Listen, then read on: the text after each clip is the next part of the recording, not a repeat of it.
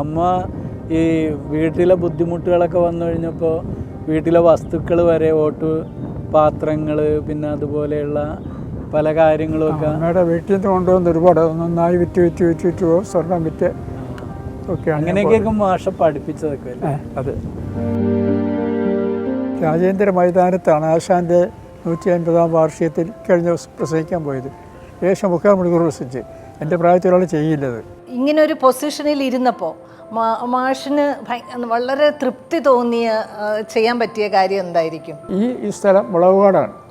മുളവുകാട് ആദ്യമായി ഒരു റോഡ് വരുന്നത് ഞാൻ എന്ന കാലത്താണ്. ഒരു MLA റോഡും ഇവിടെ റോഡുണ്ടാക്കിയിട്ടില്ല.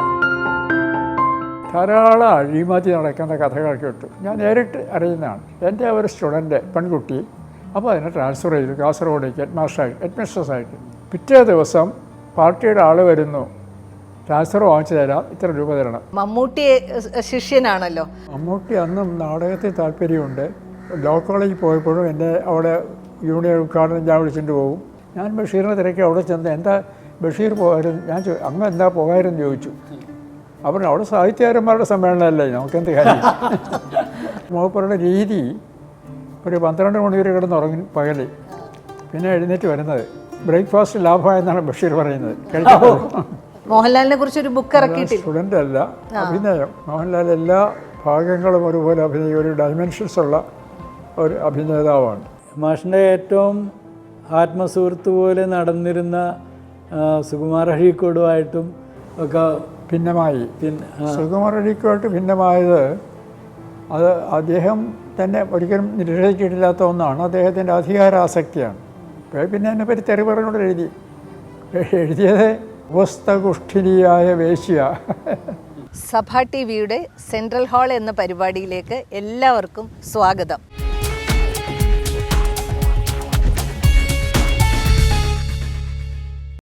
ഇന്ന് നമ്മുടെ അതിഥിയായി എത്തിയിരിക്കുന്നത് നമുക്ക് എല്ലാവർക്കും പ്രിയപ്പെട്ട സാനു മാഷാണ്. മാഷിനെ ഈ പരിപാടിയിലേക്ക് സ്വാഗതം ചെയ്യുന്നു. മലയാള സാഹിത്യ ലോകത്ത് ഒരു നെടുങ്കൻ ഗോപുരം പോലെ നിലനിൽക്കുന്ന സാനു മാഷാണ് ഇന്ന് സാഹിത്യത്തിൽ ഞങ്ങൾക്കെല്ലാവർക്കും ഒരു ഭയങ്കര പ്രചോദനം. മംഗലം തറവാട്ടിലെ ശ്രീനാരായണ ഗുരു മുതൽ കാലുകുത്തിയ ഒരിടമാണ്.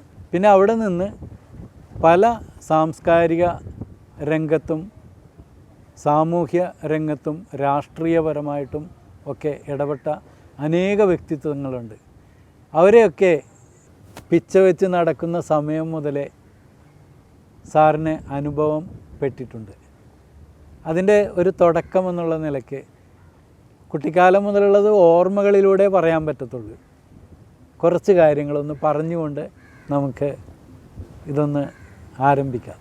മാഷിൻ്റെ ബാല്യകാലത്തെക്കുറിച്ചൊരു ചെറിയ... ജനിച്ചത് ആലപ്പുഴയുടെ ഒരു ഭാഗമായ തുമ്പോളി എന്ന ഗ്രാമത്തിലാണ്. അത് ഗ്രാമവുമാണ് നഗരവുമാണ്. കടൽത്തീരത്തോടടുത്ത സ്ഥലമാണ്. അവിടെ എൻ്റെ വീട്ടുപേര് മംഗലത്ത് എന്നാണ്. കൂട്ടുകുടുംബമാണ്. അച്ഛൻ്റെ സഹോദരന്മാർ, സഹോദരിമാർ, അവരുടെ മക്കൾ എല്ലാം കൂടി ഒരു 10-20 അധികം ആളുകൾ അവിടെ ഒരുമിച്ചുണ്ടായിരുന്നു. അവിടെയാണ് ഞാൻ MC കേശവൻ എൻ്റെ അച്ഛൻ്റെ പേര്, ഭവാനി എന്ന അമ്മയുടെ പേര്. അമ്മയുടെ വീട് കാട്ടൂരാണ്, കലവൂരിനടുത്ത്. കാട്ടൂർ എന്ന് പറയുമ്പോൾ അതും കാട്ടൂർ പള്ളി, അവിടെ തന്നെ ഒരു കുരുക്കശ്ശേരി തറവാട്, അവിടെയാണ് അമ്മയുടെ വീട്. അവരുടെ പുത്രനായിട്ടാണ് ഞാൻ ജനിച്ചത്.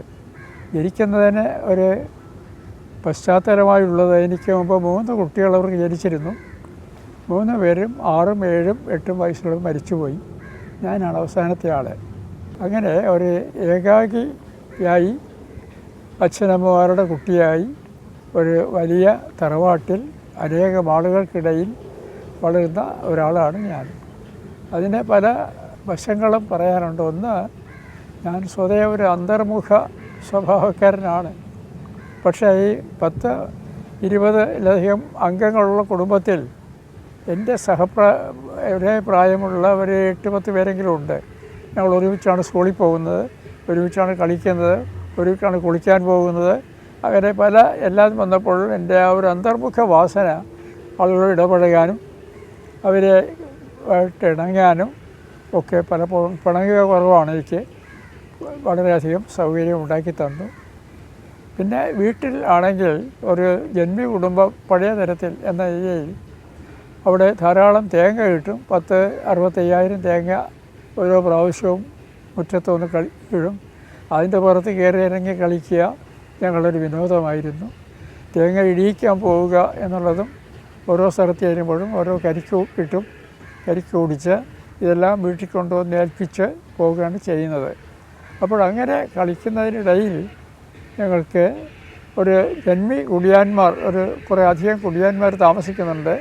അവരുമായിട്ടൊരു പ്രത്യേക ബന്ധമുണ്ട്. അവരെയൊക്കെ ആജ്ഞാസ്വരത്തിലാണ് വീട്ടിലുള്ളവരെല്ലാം പുതിയ വിളിക്കും, ഇടാ പോടാന്നൊക്കെ വിളിക്കും. അവർ മുതലാളെന്ന് വിളിക്കും. ഞാൻ മാത്രം ആരെയും ഇടാ പോടാ എന്ന് വിളിക്കാറില്ല. എനിക്ക് ആജ്ഞാപിക്കാൻ കുട്ടിക്കാരൻ മുതൽ അറിയില്ല. ആളുകളോട് ഇണങ്ങിപ്പോകുന്ന സ്വഭാവക്കാരനായിരുന്നു. പ്രത്യേകിച്ചും അയൽവക്കത്ത് താമസിക്കുന്നവരെല്ലാം തൊഴിലാളികളായിരുന്നു. അത് കയർ ഫാക്ടറി തൊഴിലാളികൾ, തൊഴിലില്ലാത്തവർ, ബുദ്ധിമുട്ടുന്നവർ, അവരുമായിട്ടൊക്കെ എനിക്ക് നല്ല അടുപ്പമായിരുന്നു. അങ്ങനെ അവരിൽ ഒരു അപവാദമായിട്ടാണ് ഞാൻ വളർന്നു വന്നത്. വീട്ടിൽ അവർക്ക് 2-3 വിനോദങ്ങളുണ്ട്. ഒന്ന് ചീട്ടുകളിയാണ്. അത് എൻ്റെ തറവാട്ടുകാരനോട് അച്ഛൻ്റെ ജ്യേഷ്ഠനാണ്, വലിയച്ഛനെന്ന് ഞാൻ വിളിക്കും. അദ്ദേഹവും ഇടം തലമുറയും ചേർന്ന് ചീട്ട് കളിക്കും. ഞാൻ മാത്രം ചീട്ടുകളെ അറിയാമെങ്കിലും കളിക്കാൻ പോകില്ല, അത് ഇഷ്ടമായിരുന്നില്ല. ചതുരംഗ കളിയുണ്ട് അവിടെ. 2-3 ദിവസമായിട്ടൊക്കെ കളി തീരുന്നത്. കൊട്ടകം വെച്ച് മറച്ചിട്ട് പിറ്റേ ദിവസം കളിക്കും. പക്ഷേ എനിക്ക് ചതുരംഗ കളി അറിയാം, പക്ഷേ എനിക്കത് ഇഷ്ടമായിരുന്നില്ല.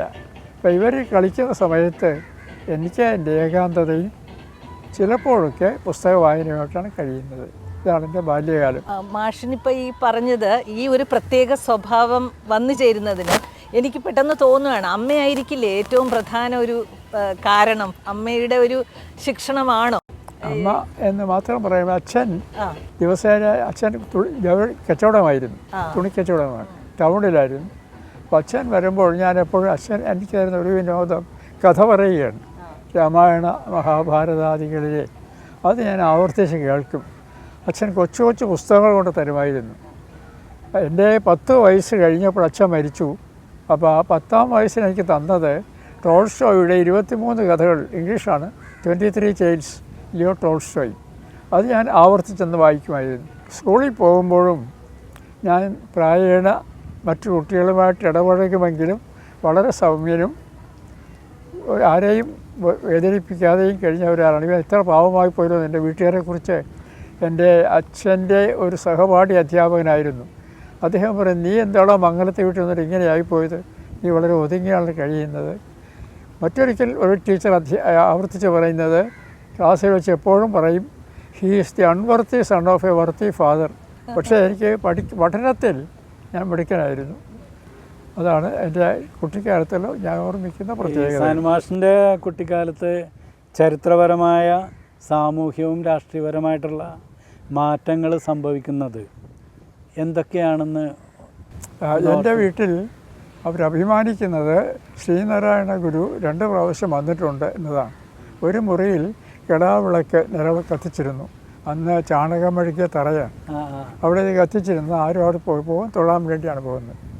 അത് ആര് എന്ന് ചോദിച്ചപ്പോൾ അമ്മയും അച്ഛനും പറഞ്ഞു തന്നു, ഇദ്ദേഹമാണ് ഒരു ഭൂമിയിൽ ഈശ്വരതുല്യനായി ജീവിച്ച ഒരാൾ എന്ന് അന്നെപ്പോഴും പറയുമായിരുന്നു. അവിടെ അദ്ദേഹം ഒരു അത്ഭുതം പറയുമായിരുന്നു. ഇദ്ദേഹം വന്നപ്പോൾ രോഗശമനത്തിനായിട്ട് ഒരുപാട് പേര് കൂടും, അനേകം പേര് കൂടും. അപ്പോൾ അദ്ദേഹം ഒരു ജാതി, ഒരു മതം, ഇതിലൊന്നും അർത്ഥമില്ല എന്നൊക്കെ, മതം ജാതി എന്നൊക്കെ പറയുമ്പോൾ അദ്ദേഹത്തിൻ്റെ രോഗ നിവാരണത്തിനുള്ളതുകൊണ്ട് ഒറ്റമൂലി നല്ലത് അറിയാമായിരുന്നാണ് ഞാൻ മനസ്സിലാക്കുന്നത്. അത് കൊടുത്ത് പലർക്കും മാറും. ഒരു കുട്ടി, അവരെ ഞാൻ കാണുമ്പോൾ വൃദ്ധയാണ്, കുരുമ്പ എന്നാണ് പേര്. കുരുമ്പ അത് 14 വയസ്സിലെ വർത്തമാനം പറയില്ല. അപ്പോൾ കൊണ്ടുവന്ന് ഇപ്പോൾ വർത്തമാനം പറയില്ല, സ്വാമി രക്ഷിക്കണമെന്ന് പറയും. അപ്പോൾ അടുത്ത് വരാൻ പറയും. അടുത്ത് ചെന്നു എന്താ പേര് എന്ന് ചോദിക്കും. കുരുമ്പ എന്ന് പറയും. നിങ്ങൾ വെറുതെ പറയുന്നില്ല, അവൾ വർത്തമാനം പറയുന്നുണ്ടല്ലോ. അതിനുശേഷം വർത്തമാനം പറയാൻ തുടങ്ങി എന്നൊരു കഥയുണ്ട്. ഞാനെൻ്റെ ജീവിതത്തെ എഴുതിയിട്ടില്ല, എങ്കിലും അങ്ങനെ അവിടെ കഥയുണ്ട്. മാഷിൻ്റെ ജീവിതത്തിൽ ഗുരുവിന് വലിയൊരു സ്വാധീനം ഉണ്ടല്ലോ. ആ സ്വാധീനം എൻ്റെ പക്ഷേ ഒരു അധികം ജന്മന എനിക്ക് കിട്ടിയ മാനവിക ബോധമായിരിക്കും. മനുഷ്യരെ അപമാനിക്കരുത്. ഞാൻ എല്ലാവരും എങ്ങനെ അച്ഛനുമായിട്ട് ഭയങ്കര കമ്മിറ്റ്മെൻ്റ് ആയിരുന്നു മാഷിന്. അപ്പോൾ അച്ഛനിൽ നിന്ന് ഗാന്ധിജിയെക്കുറിച്ചും അതുപോലെയുള്ള പോരാട്ട സമരങ്ങളെക്കുറിച്ചും അതുപോലെ തന്നെ കവിതയിലൊക്കെ ആണെങ്കിൽ തന്നെയും വള്ളത്തോളിനെക്കുറിച്ചും അതുപോലെ ഈ ദൈവ ദശകത്തെക്കുറിച്ചൊക്കെ അച്ഛൻ പകർന്നു തന്നിട്ടുള്ള ഒത്തിരി കാര്യങ്ങൾ കേട്ടിട്ടുണ്ടാകുമല്ലോ.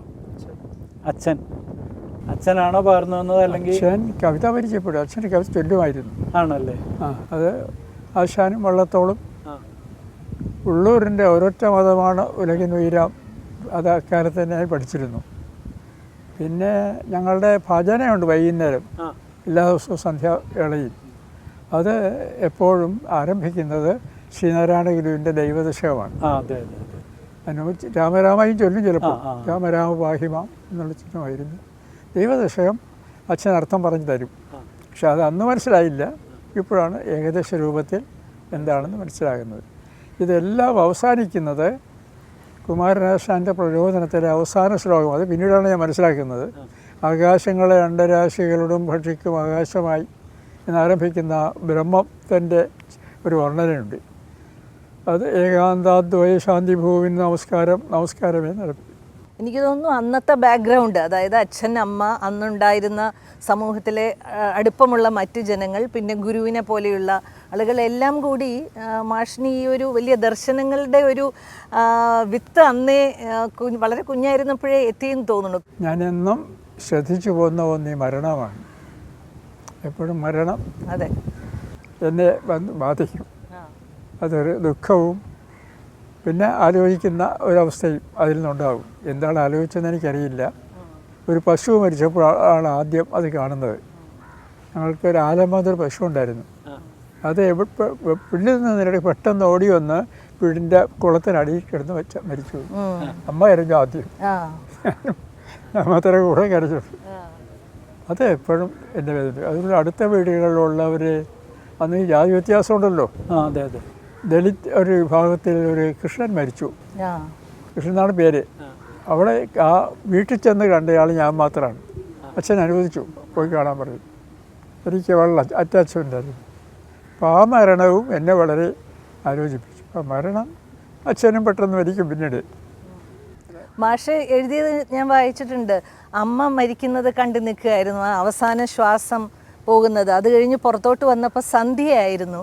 അപ്പോൾ സന്ധ്യ കാണുമ്പം അതിനുശേഷം ഈ ഒരു വാത്സല്യഭാവവും പിന്നെ സുഖവും ദുഃഖവും എല്ലാം സന്ധ്യയിലാണ് മാഷിന് കണക്ട് ചെയ്യാൻ പറ്റുന്നതെന്ന് മാഷ് എഴുതിയിട്ടുണ്ട്. അപ്പം സന്ധ്യയുമായി ഭയങ്കര ഒരു ബന്ധമുണ്ടെന്ന് മാഷ് എഴുതിയിട്ടുണ്ട്. അതാണ് വീടിനിട്ടേക്കുന്ന പേരും സന്ധ്യ എന്നാണല്ലോ. അതൊക്കെ കൊണ്ടാവും അല്ലേ? അത് അറിഞ്ഞുകൊണ്ടിട്ടതല്ല. അല്ല അല്ലേ? കഴിഞ്ഞപ്പോഴാണ് ഞാൻ ആലോചിച്ച ഈ പേര് ഞാൻ ഇട്ടുമല്ലോ. ഈ ഒരു ദിവസത്തിലെ സമയത്തിൽ സന്ധ്യ ആണോ ഏറ്റവും ഇഷ്ടമുള്ള ഒരു സമയം? ഒരു സന്ധ്യയാണ് ഒരു പ്രപഞ്ചവും ജീവിതത്തെ സംബന്ധിക്കുന്ന ഒരു സെൻസ് ഓഫ് മിസ്റ്ററി നമ്മൾ പറയില്ലേ, അത് മുഴുവൻ നമ്മൾ ഉണ്ടാക്കുന്ന സന്ധ്യയാണ്. ഞാനിപ്പോൾ നമ്മുടെ രാജേന്ദ്ര മൈതാനത്താണ് ആശാൻ്റെ 150-ാം വാർഷികത്തിൽ കഴിഞ്ഞ ദിവസം പ്രസംഗിക്കാൻ പോയത്. ഏകദേശം 3/4 മണിക്കൂർ പ്രസംഗിച്ച്. എൻ്റെ പ്രായത്തിൽ ഒരാൾ ചെയ്യില്ലത്. അത് തുടങ്ങി അതിൻ്റെ ആരോഹാവരോഹ ക്രമത്തിൽ തന്നെ പോവുകയാണ്. അപ്പോൾ ഞാനത് ആരംഭിച്ചത് അപ്പോൾ സന്ധ്യ കാണാം എനിക്ക്. അവിടെ VR കൃഷ്ണയരും ജസ്റ്റിസ് KA നായർ, ഞങ്ങൾ 3-4 ദിവസം അവരെല്ലാം മരിച്ചു കഴിഞ്ഞു. അപ്പോഴാണ് ഞാൻ പറഞ്ഞത്, സ്വയം അന്തിയിലും വെളിയതം ചിത്രവിരിപ്പ് നെയ്തുടൻ വേദാലയ വാതിൽ മുഴുവൻ പ്രിയസന്ധ്യയെ ഭവതിക്ക് വന്നലും. അതാണ് ചൊല്ലിക്കൊണ്ട് തുടങ്ങിയത്. ഈ സന്ധ്യ അതിൻ്റെ ഒരുപാട്, അതുകൊണ്ട് ആ പുസ്തകം വളരെ നന്നാവുകയും ചെയ്യുമെന്ന് എല്ലാവരും പറയുന്നു. എല്ലാവരും അത് റെക്കോർഡ് വെച്ചിട്ടുണ്ട്, ഇപ്പോഴും കാണും. ഈ സന്ധ്യക്കകത്ത് ഇത്രയും ഒരു ബലമുണ്ട്, ഒരു ശക്തി ഉണ്ടെന്നൊക്കെ തോന്നി ഇത് വായിച്ചപ്പോൾ. അത് എന്നും തോന്നിയിരുന്നു.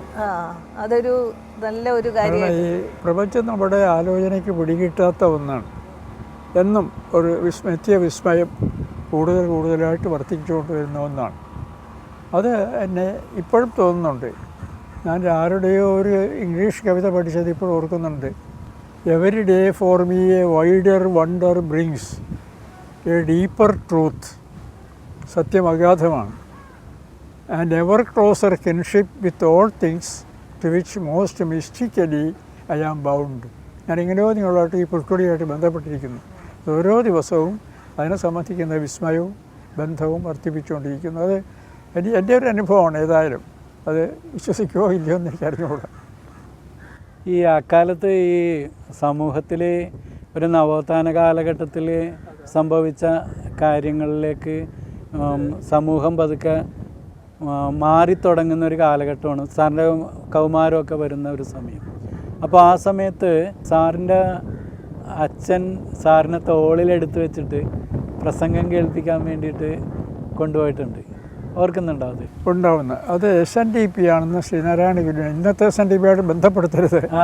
അന്ന് SNDP എന്ന് പറയുന്നത് ജാതിക്കെതിരായും ഉച്ചനീതിക്കെതിരായിട്ടും പോരാടുന്ന ഒരു സംഘടനയായിരുന്നു. അപ്പോൾ അങ്ങനെ പ്രവർത്തിക്കുന്നത് കൊണ്ട് എൻ്റെ വീട്ടിൽ എൻ്റെ അച്ഛൻ്റെ ജ്യേഷ്ഠൻ കാരണവരാണ് അതിൻ്റെ പ്രസിഡൻറ്റ്. അദ്ദേഹത്തിന് പോകാൻ പറ്റിയില്ലെങ്കിൽ അന്ന് ശാഖയുടെ ഓഫീസ് വെറും തരിമണലാണ്, സിമൻ്റ് ഇട്ടതല്ല. അപ്പോൾ കുട തന്നുകൂടി ഞങ്ങളുടെ അടുത്ത്. ഞങ്ങളുടെ കൊണ്ട് ഈ കുട കൊത്തിച്ച് അവിടെ വലിയച്ഛനുണ്ടെന്നാണ് വെപ്പ്. എന്നിട്ട് ഇവർ കമ്മിറ്റി കൂടും. ഇതെല്ലാം കേൾക്കുമായിരുന്നു. അതുപോലെ അവിടെ കായിക വിനോദം ഉണ്ടായിരുന്നു. ഞാനതിന് പോകാറില്ല. സാഹിത്യ മത്സരം, അക്ഷരശ്ലോകം, അതിലൊക്കെ പോകുമായിരുന്നു. അങ്ങനെ പങ്കെടുത്തിട്ടുണ്ട്. അക്ഷരശ്ലോകത്തിൽ പങ്കെടുത്തിരുന്നു. ഒരു ഘട്ടം വന്നപ്പോൾ രണ്ടെണ്ണം എനിക്ക് പ്രാജ്യ ഓർമ്മയുണ്ട്. ഒന്ന് അച്ഛൻ ഉള്ളപ്പോൾ തന്നെയാണ്. ഒന്ന് ഈ പ്രസംഗം കേൾക്കാൻ കൊണ്ടുപോയതാണ്. സി കേശവൻ ജയിലിൽ കിടന്നു. സി കേശവൻ എന്ന് പറയുന്നത് ഒരു സിംഹം ആണെന്നൊക്കെയുള്ള രീതിയിലാണ്. ഒന്ന് വലിയ ഒരു പോരാളിയായിരുന്നല്ലോ. 10 കൊല്ലം ജയിലിൽ കിടന്ന ആളാണ്. സി കേശവൻ പുറത്തു വന്നൊരു വലിയ സ്വീകരണം കൊടുത്തു. കിടങ്ങാമ്പുറം മൈതാനം. മാപ്പിളയായിരുന്നു അധ്യക്ഷൻ. TM വർഗീസ് ഒരു 2 ഇഞ്ച് പൊക്കമുണ്ട്. ഒരെല്ലാം ചേർന്ന് നിൽക്കുമ്പോൾ എൻ്റെ അച്ഛൻ്റെ ജ്യേഷ്ഠൻ്റെ മകൻ ഒരാളുണ്ട്. ആ ജ്യേഷ്ഠൻ മരിച്ചുപോയി. VK വേലായുധൻ എന്നാണ് പറയുന്നത്. അദ്ദേഹം തൊഴിലാളി നേതാവാണ്. നല്ല ഒരുപാട്. അദ്ദേഹത്തിൻ്റെ ഒപ്പം സുഗതമാഷും ഉണ്ടായിരുന്നില്ലേ? ഉണ്ടായിരുന്നു. അത് പറയാം 1ാം ക്ലാസ്സിൽ. അത് കേൾക്കാൻ അച്ഛൻ്റെ തോളിലാണ് ഞാൻ ഇരുന്നത്. ജനസമുദ്രം. അപ്പോൾ അച്ഛൻ പറഞ്ഞു, എന്താണ് ഈ പ്രസംഗം അതിരുന്നൊക്കെ പറഞ്ഞ് ഞാൻ കേട്ടിട്ടുണ്ട്. അതിനെപ്പറ്റി ഞാൻ എഴുതിയിട്ടുണ്ട്. രണ്ടാമത്തെ സുഗതൻ സാറ് എന്നെ 1ാം ക്ലാസ്സിലെ അധ്യാപകനാണ്. 1ാം ക്ലാസ്സിൽ പഠിപ്പിച്ചതാണ്. അപ്പോൾ ഞാൻ വീട്ടിൽ നിന്ന് അന്നെൻ്റെ വീട്ടിൽ ധാരാളം പൂജാദികൾ നടക്കുമായിരുന്നു. ആദിത്യ പൂജ, അത് ഇതെന്നൊക്കെ. അതിൻ്റെ ഈ പ്രസാദം അപ്പം അത് കൊണ്ട് കൊടുക്കുമ്പോൾ എന്തിനാണ് ദൈവം തന്നെ എൻ്റെ ബാക്കിയെന്ന് ചോദിക്കും. അങ്ങനെ പിന്നെ അദ്ദേഹം മാത്രമേ ചോറിലില്ലാത്ത അധ്യാപകനുള്ളൂ. ചോറ് എടുക്കില്ല. ചില ദിവസം ഞങ്ങൾക്ക് പെപ്പർമെൻറ്റ് മിഠായി തരും എല്ലാവർക്കും. അന്ന് പേപ്പർ മിഠായി എന്നാണ് പറയുന്നത്. അപ്പോൾ വീട്ടിൽ നിന്ന് പറയുമ്പോൾ അച്ഛൻ പറയും, അദ്ദേഹത്തിൻ്റെ ശരിയായ പേര് ശ്രീധരൻ എന്നാണ്. ശ്രീധരന് ശമ്പളം കിട്ടിക്കാണെന്ന് അച്ഛൻ പറയും. എന്ന് വെച്ചാൽ ശമ്പളം കിട്ടുമ്പോൾ ഈ തുക എടുത്ത് ഞങ്ങൾക്ക് എല്ലാവരും തരും. അങ്ങനെ ഇങ്ങനെ അദ്ദേഹം ഈ യുക്തിവാദത്തിലേക്ക് ഞങ്ങളെ തേച്ചിട്ട് അദ്ദേഹമാണ്. അത് വളരെ കാലം തുടർന്ന് പോകുന്നു. അദ്ദേഹം ഞാൻ പോന്നു കഴിഞ്ഞ് അടുത്ത വർഷം ട്രേഡ് യൂണിയനിലേക്ക് പോയി. ഏകദേശം ഞാൻ 10ാം ക്ലാസ് ഒക്കെ എത്തുമ്പോഴേക്കാണ് കമ്മ്യൂണിസം വരെ അവിടെയൊക്കെ പ്രചരിക്കാൻ തുടങ്ങുന്നത്. അതിൽ അവരുമായിട്ടൊക്കെ അന്ന് ഞാൻ വായനക്കാരനാണ്. ഇറങ്ങുമ്പോഴേ ഒരു കാര്യത്തിൽ യോജിപ്പില്ലായിരുന്നു. അത് വ്യക്തി സ്വാതന്ത്ര്യം, അഭിപ്രായ പ്രകടന സ്വാതന്ത്ര്യം വേണം. അതില്ല. അപ്പം ഞങ്ങളതൊക്കെ തർക്കിക്കും. അവർ തീരെ പാവം, വിദ്യാഭ്യാസം ഇല്ലെങ്കിലും ഇതൊക്കെ പഠിക്കുന്നവരാണ്. ഞാനിപ്പോഴും ഓടുന്നുണ്ട്, ചിയാങ്ങനങ്ങ് പോയി ചീനപ്പെണ്ണെ ഹോയ്, ചിയാങ്ങൻ ചീരിയെന്ന് ഒളിച്ചുപോയേ ഹോയ്, ഇതൊക്കെ പാട്ട് പാടും. അതൊക്കെ അവർ അറിഞ്ഞിരിക്കുന്നു. ഇവിടെ എഴുത്തും വായനയും അറിഞ്ഞുകൂടാത്ത സാധാരണക്കാരനെ ഇത് പഠിച്ചു വെച്ചിരിക്കുന്നു. അപ്പോൾ അവർക്ക് ഒരു അവയർനെസ് ഉണ്ട് വേൾഡ് ഇവൻസിനെ കുറിച്ച്. എൻ്റെ അച്ഛൻ പേരിട്ടതും എനിക്ക് സാനു എന്നാണ്. അച്ഛൻ്റെ കൂട്ടുകാരൻ്റെ മകന് ലെനിൻ എന്നാണ് പേരിട്ടത്. അപ്പോൾ അച്ഛന് ഒരു ആഭ്യകം ഉണ്ടായിരുന്നിരിക്കണം. പക്ഷേ ദൈവവിശ്വാസിയായിരുന്നു. വളരെ ഉറച്ച ആസ്തിക്യബോധം ഉണ്ടായിരുന്നു. അങ്ങനെ വരുമ്പോഴാണ് പിന്നെ അച്ഛനെ രോഗബാധിതനായി. അച്ഛൻ്റെ ഒരു അവസാനത്തെ ചികിത്സ നടത്തിയത് അന്ന് വെയ്യൂർ നാഗർകോവിലിനടുത്ത് ഒരു മിഷണറി സാഹിബുണ്ടായിരുന്നു, ഡോക്ടർ സോമർവെൽ. കത്തിയും മുരളിയും എന്ന കവിതയിൽ വൈലോപ്പള്ളി അദ്ദേഹത്തെക്കുറിച്ച് എഴുതുന്നുണ്ട്. അപ്പോൾ അവിടെ അച്ഛൻ ചികിത്സിക്കാൻ ചെന്ന ഒറ്റയ്ക്കാണ്. വീട്ടിൽ സഹോദരന്മാരാരും പോയിട്ട് ആരും വരണ്ട, നിങ്ങൾ വയ്ക്കാൻ ഒറ്റയ്ക്ക് പോകുന്നത്. അപ്പോൾ അന്നത്തെ ശസ്ത്രക്രിയ ഇന്നത്തെ പോലെ അനസ്തേഷ്യ ഇല്ല, അതൊക്കെ അനുഭവിക്കാൻ തയ്യാറായിട്ടാണ് പോയത്. തയ്യാറായിട്ട് പോയപ്പോൾ ഈ ഡോക്ടർ വന്ന് എപ്പോഴും പരിചരിക്കും, അടുത്ത് വന്നിരിക്കും, ചിലപ്പോൾ പാട്ട് പാടും, ചിലപ്പോൾ തമാശ പറയും. അവിടെ ഒരു കാറുണ്ട്, അത് ഓടിച്ച് ആലപ്പുഴ ടൗൺ വരെ അച്ഛനെ കൊണ്ടാക്കിയിട്ടാണ് പോയത്. ആണോ? അറിയിച്ചിരുന്നു ഇന്ന സമയത്ത് അവിടെ അടുത്തുള്ള ആളെ വന്ന് വീട്ടിക്കാം. അപ്പോൾ ഡോക്ടറോട് അച്ഛൻ പറഞ്ഞു, ഞാൻ ഇതിനൊക്കെ എങ്ങനെ നന്ദി പറയും എന്ന് ചോദിച്ചപ്പോൾ ഡോക്ടർ പറഞ്ഞു, ഞാനല്ല ഇത് ചെയ്യുന്നത്, ഇത് എന്നിലൂടെ യേശുവാണ് ചെയ്യുന്നത്. അപ്പോൾ അതൊരു മനസ്സിൽ പറഞ്ഞ സംഭവമാണ്. രണ്ടാമത്തേത് രോഗസംബന്ധമായി ചോദിക്കുമ്പോൾ ഈ മരണത്തോടടുക്കുന്ന സന്ദർഭത്തിൽ ഞങ്ങളുടെ മരുമക്കതായാണ്. പിന്നെ അച്ഛൻ പോയാൽ പിന്നെ അവർ അമ്മയുടെ സ്വത്തൊക്കെ അവിടെ അമ്മയുടെ സഹോദരൻ്റെ കൈവശമായി. അതുകൊണ്ട് മാറണം തോന്നിയിട്ട് ഒരു ചെറിയ വീട് വെച്ച് അയാൾ മാറി. അവിടെ വെച്ച് അച്ഛൻ മരിക്കുന്നത്. അച്ഛൻ മരിക്കുമ്പോൾ മാഷിക്ക് എത്ര വയസ്സുണ്ട്? 10 വയസ്സ് 11 ഇടയ്ക്കാണ്. പക്ഷേ ഈ അച്ഛൻ്റെ മരണശേഷം അച്ഛൻ ഈ ജൗളിക്കടയാണല്ലോ നടത്തിക്കൊണ്ടിരുന്നത്. അപ്പോൾ അച്ഛൻ്റെ അനന്തരവന്മാർ മംഗല കോസ്റ്റോസ് എന്ന പേര് അച്ഛൻ്റെ സഹോദരിയുടെ പുത്രന്മാർ അത് നടത്തിക്കൊണ്ടുപോയി. അപ്പോൾ അതിനകത്ത് ഈ ഒത്തിരി കടമൊക്കെ ആൾക്കാർ അച്ഛൻ്റെ കയ്യിൽ നിന്ന് വാങ്ങിയിട്ട് കൊടുക്കാതെയൊക്കെ പോയിട്ടുണ്ട്. അത് അച്ഛന് കൊടുക്കാനുള്ളതാണ്. അച്ഛൻ ഉണ്ടല്ലേ? അപ്പോൾ ശരിക്കും പറഞ്ഞു കഴിഞ്ഞാൽ അച്ഛൻ്റെ മരണശേഷം ദാരിദ്ര്യം ബുദ്ധിമുട്ട് ഭയങ്കരമായിട്ടുണ്ടായിരുന്നു. അപ്പോൾ അമ്മയ്ക്ക് ഒത്തിരി കുടുംബസ്വത്തൊക്കെ ഉണ്ടായിരുന്നു. അമ്മയ്ക്ക് കുടുംബസ്വത്തുണ്ടായിരുന്നു. പക്ഷെ അതൊക്കെ അമ്മയുടെ ഒരു സഹോദരൻ, അയാളെ നമുക്ക് ആർക്കും ഊഹിക്കാൻ പറ്റാത്ത തരത്തിൽ എന്തോ വിചിത്ര ജീവിതമാണ്. നാട്ടുകാർക്ക് എന്താ കടം വാങ്ങിക്കും, അവരുടെ തല്ലുകൊള്ളും. കുറേ കാലം കഴിഞ്ഞ് നാട്ടിൽ നിന്ന് പോയി കഴിഞ്ഞാൽ അവിടെ പോയെന്ന് ആർക്കും അറിയില്ല. അങ്ങനെ ഒരു വല്ലാത്ത ടൈപ്പാണ്. അമ്മയുടെ സ്ഥലങ്ങളെല്ലാം അദ്ദേഹത്തിൻ്റെ അമ്മയ്ക്ക് ഭയങ്കര സ്നേഹമായിരുന്നു. അമ്മ ട്വിൻസാണ്. മാഷിക്ക് കാണാൻ കഴിഞ്ഞ ഒരു വസ്തുതയുണ്ട്. അമ്മ ഈ വീട്ടിലെ ബുദ്ധിമുട്ടുകളൊക്കെ വന്നു കഴിഞ്ഞപ്പോൾ വീട്ടിലെ വസ്തുക്കൾ വരെ പാത്രങ്ങൾ പിന്നെ അതുപോലെയുള്ള പല കാര്യങ്ങളുമൊക്കെ അമ്മയുടെ വീട്ടിൽ നിന്ന് കൊണ്ടുവന്ന് ഒരുപാട് നന്നായി വിറ്റ് സ്വർണം വിറ്റ് ഒക്കെ അങ്ങനെയൊക്കെ മാഷ പഠിപ്പിച്ചതൊക്കെ അല്ലേ? അതെ.